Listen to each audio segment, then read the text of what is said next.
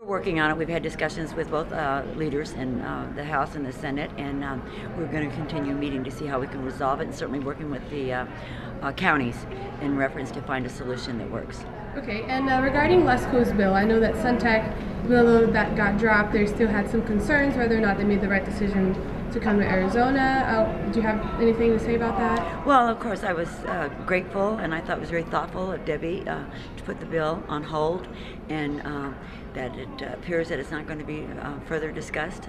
And so we are hopeful that that kind of put the fire out. Okay, and any concerns left with Suntech at all, or have you been in conversations with them? My staff has been in contact with them, and I'll be in contact with them this afternoon. As I have stated for over a year, the depth of the problem is so severe that we cannot solve it through cuts alone. The damage done to education and public safety would be far too great. So, in the short run, to prevent this, we must raise some additional revenue. Just as with reductions in the spending, the longer we put this off, the less effective we will be in stabilizing our financial position.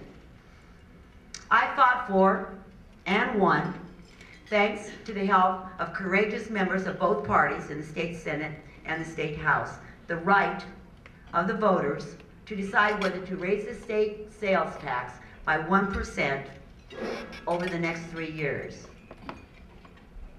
I have never voted to raise taxes in my entire career, not once in 28 years of public service, not one time. But during that period, I've learned one thing above all else.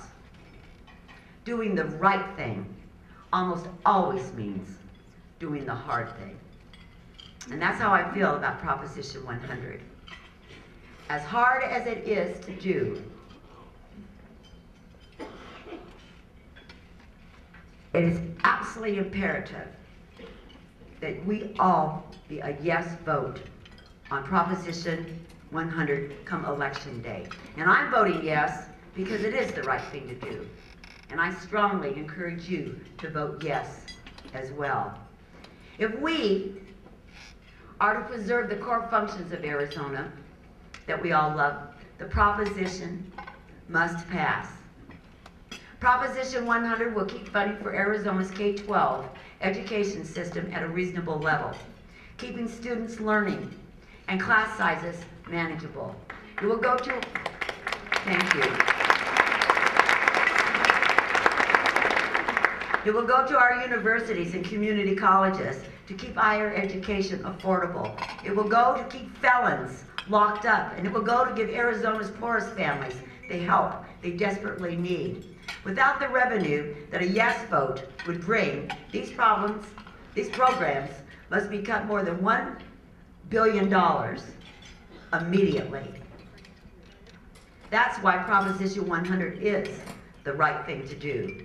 This is a temporary tax sent out to the voters, put in the Constitution to end on a specific date. It will start on June 1st of this year and come to a dead stop at the end of the day on May 31st, 2013. And it will get us through until revenues recover so that education does not bear the brunt of the downturn. Please understand, though, that this isn't a cure-all. Despite the fact that we've streamlined state government, there are still more reductions to come. We have tax reforms and an aggressive pro-growth job creation program that are ramping up, but still, we need Proposition 100. It's a hard request to make, but it's the right one for our state and for our future. So, please, all of you, vote yes on Proposition 100.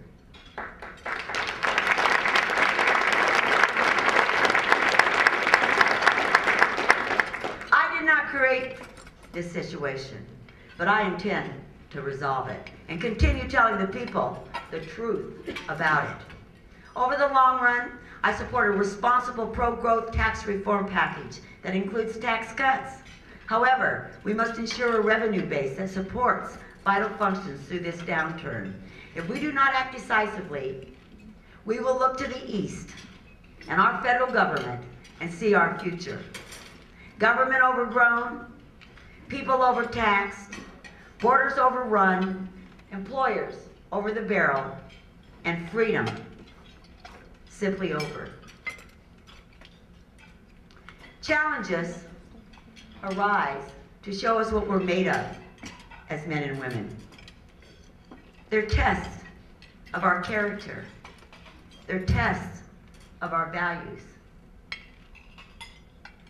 My father died when I was 10 years old, and my widowed mother raised 2 children, opened up a business on her own, and never quit.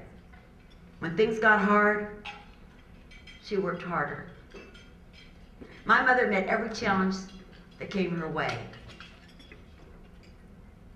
I am my mother's daughter. I will never quit, and I will never give in.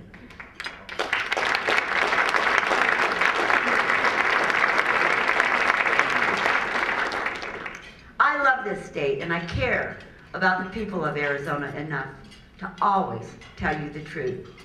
I am committed to an Arizona revival equal to her spirit, equal to her promise of the 2nd century. I'm committed to a government that is limited in scope, but unrestrained in its goodness. That is what is expected of all of us, and that is exactly what we will do together. Thank you. May God bless you and your families, and may God bless Arizona.